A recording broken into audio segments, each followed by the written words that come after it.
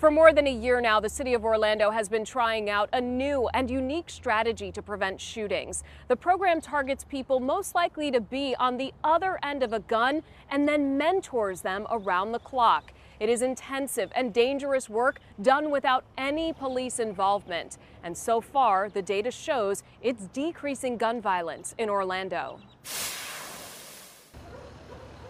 To stop shootings in our streets, people need to intervene in the streets. That's the idea behind Orlando's Community Violence Intervention Program, or CVI. And that's where Rayshawn Brown comes in. Let's say, for example, Rayshawn is the program strategy manager, and the strategy is to target the guys who are most likely to pick up a gun or get shot in Orlando, and then go all in by providing them mentorship, therapy, and life coaching. But the main focus of the program essentially is to save lives, and saving lives, that's an everyday task. CVI relies on 6 mentors called Neighborhood Change Associates, or NCAs. Each of them work with 8 fellows, teens or adults who need help. NCAs check in with their fellows 3 times a day for 18 months. Most of the mentors are guys who have been arrested before and changed their lives for the better. What I'm most proud of is we're making the connections with these young people to get trust, to say, all right, you telling me this the way I should live my life, I'm gonna trust you. So. CVI's been in Orlando for over a year now, born out of a partnership between the city and the Florida Rights Restoration Coalition. According to a new report from the city, CVI is helping decrease gun violence in Orlando. Since the launch in November of 2022, shootings across the city are down by 37%, gunshot wounds are down by 31%, and homicides are down by 9%. The city is spending $1.5 million per year on the CVI program, federal dollars from the American Rescue Plan. Initially, Orlando made a 2-year commitment. And not only are we saving lives, we're saving the city money, right? Because violence costs. The more shootings that we stop, the more money that we save. And I think one of the most important things that we never hear about or see about is retaliation shootings, right?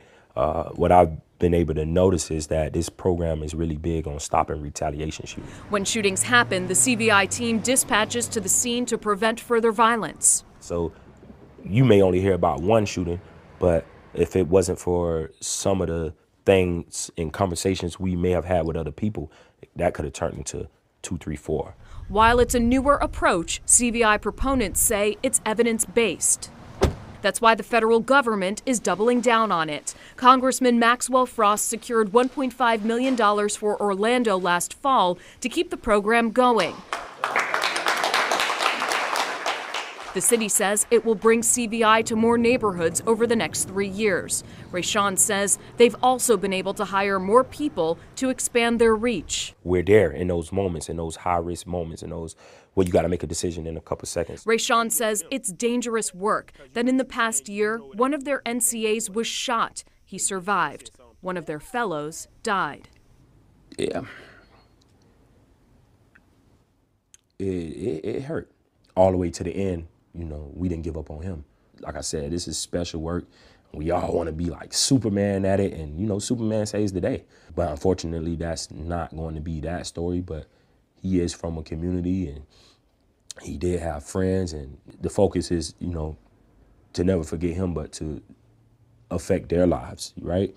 Rayshawn says after the mentor was shot this past year, he went back to work. At the end of the day, he just felt like this is where he was supposed to be. This is where he's supposed to be. This is the team he's supposed to be part of, and this is the work that he's supposed to be doing. Rayshawn says their job year 1 was to build trust with their fellows to put the guns down. Now, year 2 is about therapy, rehab, and striving for a better life. So there's 2 parts to this: changing lives and saving lives. That is cool to see when you know some of these guys' story, and now they working full-time jobs and haven't been to jail in a year. And yeah, I'm most proud that they just get to have that option for themselves. For Rayshawn and his team, this work is personal. He grew up in Paramore, so for him, it's not just about saving our streets, but saving his streets. Some of the opportunities that I was afforded, my peers weren't. So the biggest thing for me was to be able to try to create a situation where everybody can have that option. I would say it is daunting work, but important work. Quitting is not an option, so It's just a race against time.